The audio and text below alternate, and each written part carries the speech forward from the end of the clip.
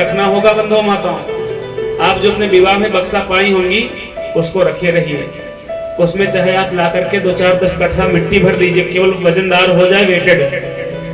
और अपने आप बहू रानी को, अपने बेटों को जीवन भर उलाहना दीजिए, अगर मेरी सेवा नहीं करोगे तो बक्से में जो मैं रखी हूँ सब चाहे मंदिर में दान दे दूंगी, चाहे किसी गरीब को दे दूंगी, चाहे किसी तीसरे व्यक्ति को दे दूंगी, लेकिन तुम्हें नहीं दूंगी। वो बक्सा बड़ा कीमती है महाराज। और वास्तव में अगर हो सके तो आपके हमारे पुत्र इतने लायक नहीं है कि अपने जीते जी सबको दे दें। आप उनको सब कुछ मान करके पुत्र भी मानिए, अपना प्रेवर मानिए, लेकिन अपने हाथ में कुछ अपने रखिए संबंध, कुछ तत्व तो अपने हाथ में रखिए। अपने हाथ को खाली मत करिए, यानी कि 2 4 10 लाख रुपए अपने जीवन के मरणोपरांत। अरे मरने के बाद तो बेटे का स्वतः ही हो जाएगा।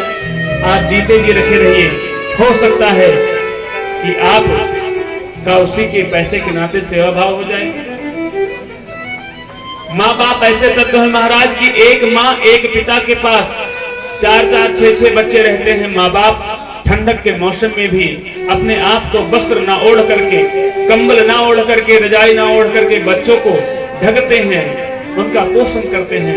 लेकिन वही 4 4 बच्चे वृद्धावस्था में मात्र एक माँ एक बाप यानी कि 2 मूर्ति तत्व का सेवा नहीं कर पाते हैं 4 4 बच्चे।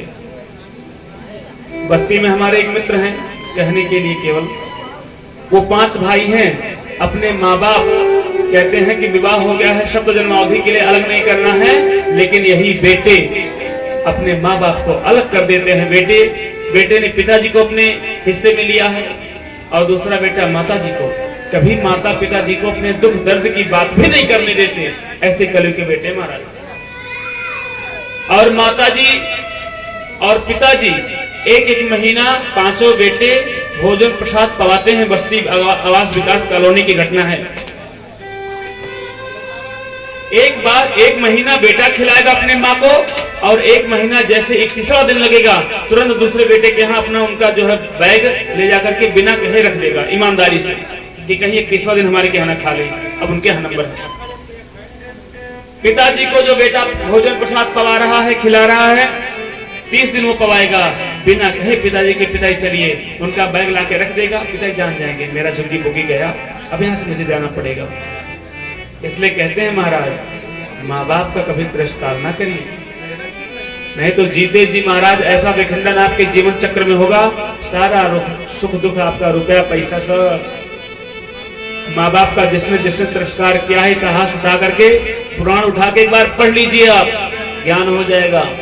और दूसरी बात यह है, आप कोई ज्ञान ना लीजिए, इतना तो ज्ञान होना चाहिए कि जिस माँ बाप का तिरस्कार आप कर रहे हैं, कभी न कभी आप भी माँ बाप बनेंगे।